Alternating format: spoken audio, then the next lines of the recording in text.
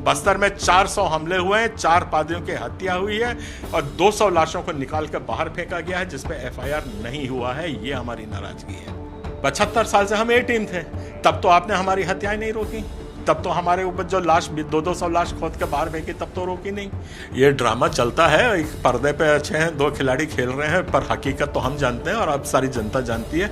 नारायणपुर में हमको जान माल का खतरा था, सब तरफ से हमको धमकी मिल रही थी अगर आप कैंडिडेट उतारोगे तो वो मार डाला जाएगा। छत्तीसगढ़ के चुनाव में इस बार सर्व आदि दल ने दस्तक दी है और ये दल उन लोगों के द्वारा बनाया गया है जो क्रिश्चियन धर्म से ताल्लुक़ रखते हैं और उनके अनुयायी बस्तर जैसे इलाकों में लंबे समय से हैं। और आप जानते हैं कि धर्मांतरण का मुद्दा काफ़ी गर्म है। चुनावी मैदान में चर्चा में फ़िलहाल कम है, लेकिन अंदरूनी क्षेत्रों में अगर आप देखेंगे, गांव-गांव में देखेंगे तो पिछले 3 सालों में ये मुद्दा खासा गरमाया हुआ है। पर ये प्रभाव कितना डालेगा और सर्ववादी दल चुनाव में क्यों आया, ये जानते हैं। अरुण पन्नालाल जी हमारे साथ राष्ट्रीय अध्यक्ष हैं इस राजनीतिक दल के। ये कितना प्रभाव डालेगा और आप कितनी सीटें जीत रहे हैं या कितनी हम लोगों ने यहाँ बस्तर में 9 सीट उतारी हैं। 9 सीट में से 3 सीट हम लोग जीत रहे हैं, वो है अपना जगदलपुर के। सेकंड नंबर में भी आ सकते हैं, पर कोंटा की और चित्रकूट की सीट हम बिल्कुल 100% जीत रहे हैं जी। और आपको उतरने की जरूरत क्यों? हमको उतरने की जरूरत है कि हमारी अनदेखी कर रही थी, संविधान का पालन नहीं हो रहा था, हमको मारा काटा जा रहा था, हमारे पादियों को गोलियां मार के हत्या कर दी। 4 हत्याएं हुई हैं जो आज तक कभी नहीं हुई थी। और उसके बाद हमारे लाशों को खोद के सड़क से बाहर फेंक रहे हैं, हमारे घर मकान सब जला दिए हैं, पुलिस कोई काम कर नहीं रही है और हमारे पास कोई सुनवाई का रास्ता रह नहीं गया है। मुख्यमंत्री सुनता नहीं है, गवर्नर तक के पास कोई आवाज़ पहुँचती नहीं है, कोर्ट में भी हमको पेशी के सिवाय कुछ नहीं मिलता। इसलिए हम आज पॉलिटिकल ताकत के ओर बढ़ रहे हैं। जी, तो इस समाज के अंदर जो नाराजगी, जो बड़ी बड़ी घटनाएं हो गई, नारायणपुर में आपने कैंडिडेट दिया नहीं, आप कह रहे हैं कि हम ये नाराजगी से संगठित हो रहे हैं, कैसे संगठित? हाँ जी हाँ। या कोई एक तरह का पॉलिटिकल चुनाव के मौके पर ये इसका इस्तेमाल हो रहा है? चुनाव के मौके पर इस्तेमाल नहीं हो रहा है। हमारे पास बहुत सीमित संसाधन है, इसलिए हम पूरी जगह नहीं तो पूरे 90 सीट पर उतारे रहते, वो नहीं कर पाए हैं। और 3 जगह का हमारा छोड़ने का कारण ये था जो दंतेवाड़ा, बीजापुर और नारायणपुर में हमको जान माल का खतरा था। सब तरफ से हमको धमकी मिल रही थी अगर आप कैंडिडेट उतारोगे तो वो मार डाला जाएगा। तो हम नहीं चाहते थे कि हमारे कैंडिडेट को जान माल घुमाना पड़े। 4 हत्याएं उसी एरिया में हुई हैं, उन हत्याओं से हम सहमे डरे हुए हैं। हमारे पास कोई पुलिस प्रोटेक्शन नहीं है, कोई न्याय का रास्ता नहीं है, इसलिए वहाँ पे हमने अभी मैदान में कैंडिडेट्स नहीं उतारे। बस्तर संभाग की 12 सीटों की मैं बात कर रहा हूँ कि यहाँ पर आपके मतदाता कितने हैं और क्या वो संगठित हैं और कितनी सीटें आप सीधे प्रभावित करें? बिल्कुल सही कहा आपने। हम लोग यहाँ पूरी तरीके से संगठित हैं। यहाँ पे हमारे पास 6 लाख का अनुमान है कि 6 लाख हमारे वोटर्स हैं। अब टर्नआउट कितना रहता क्या होता तो वक्त बताएगा, पर आज 6 लाख वोटर्स एकजुट होकर के यहाँ पे वोट डाल रहे हैं। और जैसे मैंने पहले कहा, जगदलपुर में बहुत भारी प्रभाव पड़ने वाला है इसका। कोंटा की सीट हम जीत रहे हैं। ये 3 तो आप बता दिए, बाकी हाँ, बताइए और कितनी कर रहे हैं? और प्रभावित करने के हमारा कोंडा गांव बहुत बुरी तरह से प्रभावित होगा। बस्तर हमारा प्रभावित हम लोग करेंगे और केशकाल। और तीसरे जो सबसे जिसका हम उम्मीद नहीं कर रहे थे वो था पखांजूर का।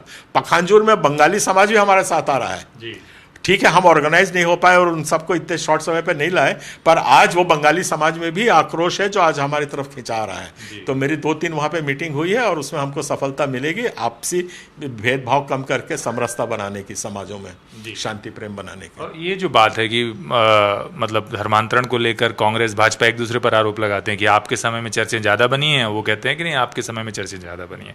किसने बढ़ावा दिया? ये ड्रामा चलता है, एक पर्दे पे अच्छे हैं 2 खिलाड़ी खेल रहे हैं, पर हकीकत तो हम जानते हैं और अब सारी जनता जानती है। धर्मांतरण नाम की कोई चीज़ है ही नहीं यहाँ पे। नहीं तो इतने 50 सालों से चर्च हमारे वहाँ पे जो गांव में रहते नहीं, और कोई तकलीफ होती है तो सब चर्च में भी आते हैं और हमको तकलीफ होती है दूसरे समाज में भी जाते हैं। ये कैसे कह रहे हैं आप? 6 लाख का आबादी बढ़ गई और क्या पहले से ईसाई थे आप? नहीं, धर्मांतरण नहीं है वो, उस बात को थोड़ा समझना पड़ेगा। क्योंकि जो लोग चर्च आते हैं वो धर्मांतरित नहीं होते हैं, वो ना धर्म स्वीकार करते हैं, क्योंकि उनका राशन कार्ड वार्ड सब जाति प्रमाण पत्र अवैधानिक तार से रोका जाता है। तो वो तो अपना धर्म बदलते ही नहीं है, तो उसको धर्मांतरण कैसे बोलेंगे? वो तो अपने पुराने धर्म में है और चर्च आते हैं। तो लेकिन आदिवासियों की नाराजगी है, वो कह रहे हैं कि भाई कहने को आदिवासी, सुविधाएं आदिवासियों की, लेकिन आप अपना धर्म और रीति रिवाज परंपरा बदल दे रहे हैं। हाँ, आप मुझको बताइए, जब तक परंपरा में तब तक संविधान लागू रहेगा। जिस दिन हम अपने परंपरा बदल देंगे उस दिन संविधान का संरक्षण मेरे से समाप्त हो जाएगा। इस आधार पे आदिवासियों को सहित बहुत से ऐसी जनजातियां जिनको संरक्षण है ना। अब तो हम भी तो वो इसी जाति में से हैं, हम क्यों क्यों क्यों आप संरक्षण से हमको विलोचित पर वो करेंगे? जाति व्यवहार बदल रहे हैं उनका ये। व्यवहार बदलने का तो अधिकार है ही है। आप आर्टिकल 13 पढ़िए ना, 11, 12, 13, इसमें तो आपको परंपरा रूढ़िवाद से निकलने का अधिकार ये संविधान ने दिया हुआ है। हम उस अधिकार से, अगर कोई हिंदू बनता है आदिवासी तो उसकी वाह वाह करते हो, और वही आदिवासी निकल करके ईसाई बनता है तो उसको मारने कूटने लग जाते हो। ये जो है ये खाली एक राजनीतिक मुद्दा है, हवा पूरे देश प्रदेश में खड़ा करके रखा हुआ है ताकि राजनीतिक लाभ मिले। किसने कर रखा है? दोनों पार्टियों ने किया हुआ है। सबसे ज्यादा नाराजगी आपकी किससे? इस चुनाव में आपको लगता है आप किसको डैमेज कर रहे हैं? खैर डैमेज तो वही होता है जो राज कर रहा है। जो राज नहीं कर रहा वो क्या डैमेज होगा? अब मरे को और क्या मारोगे? वो तो है ही नहीं राज में, तो उसको और क्या करोगे? पर जो राज कर रहा है वही तो डैमेज होगा। कांग्रेस को ही डैमेज होगा, ये तो जग जाहिर है, एवरीबॉडी नोज, बच्चा बच्चा जानता है। अच्छा, आपकी नाराजगी कांग्रेस की लीडरशिप से और बस्तर के जो कांग्रेस नेता हैं, क्योंकि हम तो देख रहे थे कि बीजेपी वाले ये आरोप लगा रहे हैं कि दीपक बैज ने चर्च का उद्घाटन कराया, जो कि प्रदेश अध्यक्ष हैं, और उसके वो एक तस्वीर वायरल करते हैं, जबकि वो उसको लेकर के बहुत साफ नहीं है उस मामले। दीपक बैज से बड़ा सीधा सीधा सवाल है, यहाँ पे 4 हत्याएं हुई, आप कहाँ थे? आपने एक बयान दिया, हमारे 17 फैमिलीज को मार डाला, और जिसमें एसपी ने बोला मैं गोली मार दूंगा, तुम धर्म बदल लो। कोंडागांव में हुआ था, तो दीपक बैज कहाँ था उस वक्त? कवासी लकमा कहाँ था उस वक्त? वहां के मोहन मरकम कहाँ था? मैं खुल कर नाम लेके सवाल पूछ रहा हूं, उस वक्त आपने क्यों नहीं बोला अपने सरकार को कि नहीं इंसाफ मिलना चाहिए जी? तो उस वक्त आप कहीं है नहीं, चर्च में फीता काटने पहुंच जाते हो और सोचते हो कि फीता काट के हमको वोट मिल जाएगा, वो सब समय लद गया है। तो उन्होंने काटा था वाकई? काटा होगा नहीं काटा होगा, बस्तरिया जाने, मुझको उससे क्या लेना देना है? मतलब आप जा रहे हैं, मंत्री है, कोई बुला रहा है, मैं तो बुलाऊंगा ही। मैं तो भूपेश बघेल भी हमारे चर्च आए थे, 6 उनके कैबिनेट मंत्री भी, तो उनसे आपने भूपेश बघेल जी से बातचीत नहीं की? नहीं, कई बार की, एक बार नहीं कई बार की। हमारे पास उनसे बात करने का कोई वाया मीडिया नहीं है, तो हमारी कोई बात सकारात्मक उनसे आज तक हुई नहीं है। जी, आप कह रहे थे गौ सेवा का काम क्रिश्चियन नहीं करें, क्या प्रकरण, क्या है मामला? ये प्रकरण ये है कि हमने जब खूब बात उठाई थी कि हमको आयोग, अल्पसंख्यक आयोग में जगह नहीं दी गई है, और ये किस्म से हम इसको बड़ी भारी सामाजिक बेइज्जती मान रहे हैं, तो उस आग को बुझाने के लिए गौ सेवा आयोग में हमारे एक वरिष्ठ पादरी को वहाँ पे उसका सदस्य बना दिया। ये हमारी विचारधारा मूल से बिल्कुल मेल नहीं खाता है। हमारे जिससे हमारा समाज, हमारा चर्च प्रभावित होता है, उन आयोगों में आपको हमें जगह देनी चाहिए थी। इसको हम कटे पे नमक छिड़कना जैसे हमारा समाज मान रहा है। किनको दी थी जगह? ये रवि बख्श करके हमारे बहुत सीनियर पास्टर हैं जो कोरबा में हैं, और कोरबा चर्चेज एसोसिएशन के वो अध्यक्ष भी 20 साल से रहे हैं। तो इस किस्म का जो मजाक हमारा समाज से हुआ, समाज उसको बर्दाश्त नहीं कर रहा है। वो बन गए थे सदस्य? नहीं, वो रिफ्यूज कर दिया, गए नहीं, कार्यभार संभाला नहीं, और कई बार उन पर दबाव आया कि आप जाके कम से कम कार्यभार संभालो। उन्होंने कहा नहीं, मैं प्रिंसिपल से अपनी वो नहीं करूँगा, समझौता नहीं करूँगा, मैं अपने समाज का पादरी हूँ, मैं अपने समाज का धर्मगुरु हूँ। ये इस किस्म की बातें जो हमारे समाज से हुई हैं, ये तो आपने कहा कि नुकसान कांग्रेस को ही होगा, आपने सीधे ही कहा जो सरकार में है उसी को नुकसान होगा, इनका नाम भी लिया आपने। तो बेहतर स्थिति आप लोग कब महसूस करते हैं, भाजपा या कांग्रेस? क्योंकि आरोप तो ये भी लगेगा कि आप भाजपा की बी टीम की तरह उतारे गए हैं, और कांग्रेस सरकार में इतनी ज़बरदस्त पॉपुलैरिटी के साथ आई है, तो ऐसे में तो ये आरोप है ना आपके ऊपर। और आप जिस तरह से बोल रहे हैं तो लग भी रहा है कि चुनाव में समीकरण बदल रहे हैं बस्तर में। सही कहा आपने, समीकरण तो बदलेगा। 75 साल से तो हम कांग्रेस की ए टीम थे, 75 साल से हम ए टीम थे। तब तो आपने हमारी हत्याएं नहीं रोकी, तब तो हमारे ऊपर जो लाश 200 लाश खोद के बाहर फेंकी, तब तो रोकी नहीं। आज हम जब अपने पांव पे खड़े हो गए तो बीजेपी की बी टीम बन गए। अरे हम ए भी हैं, बी भी हैं, सी भी हैं, डी हैं, हम सब समाज के बिल्कुल ए टीम है।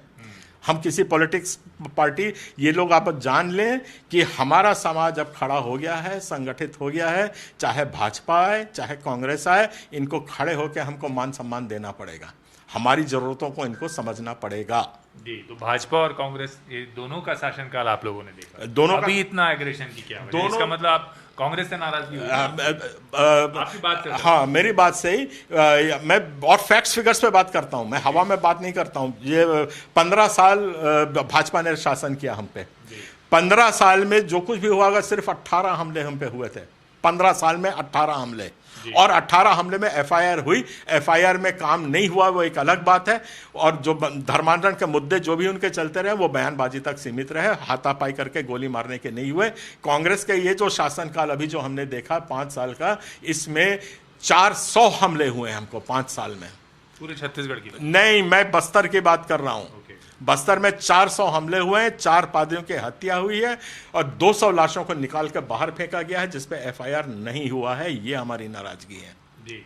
तो ये क्या आप जैसे कह रहे थे कि ये सॉफ्ट हिंदुत्व है, ये ज्यादा खतरनाक है, हिंदुत्व खतरनाक है आपके? हमको तो कोई भी खतरनाक नहीं है। सबसे बड़ी बात है भाजपा बोलती कि हार्ड हिंदुत्व लाएंगे, हम स्वागत करते हैं, सीना तान के खड़े हैं, आप हार्ड हिंदुत्व लाओ, हम प्रेम की बात करेंगे।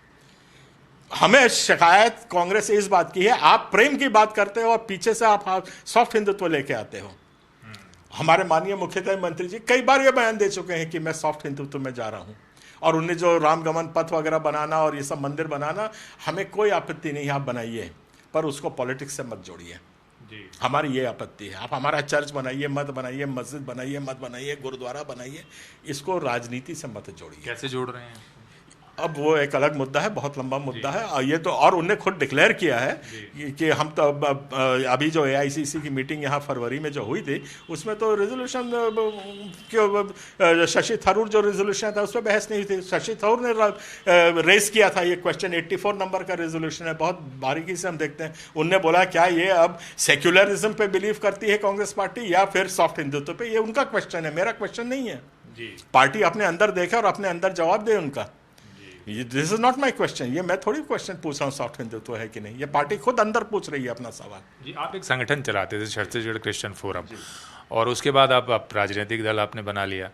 तो एक बात ये भी आती है कि अजीत जोगी के समय में आपका बड़ा दबदबा था, बड़ी आपको पावर मिलती थी एक तरह से वहाँ से, पर अब ये अभी जो हालात है सरकारों की, वहाँ ये स्थिति नहीं है। अरुण पन्नालाल जी इसलिए नाराज़ हैं और इसलिए वो इस चुनावी मैदान में एक तरह से उतरे हुए हैं और मौजूदा सरकार के खिलाफ उनका आक्रोश ज़्यादा निकल रहा है। अरुण पन्नालाल नाराज नहीं होता, एक बात।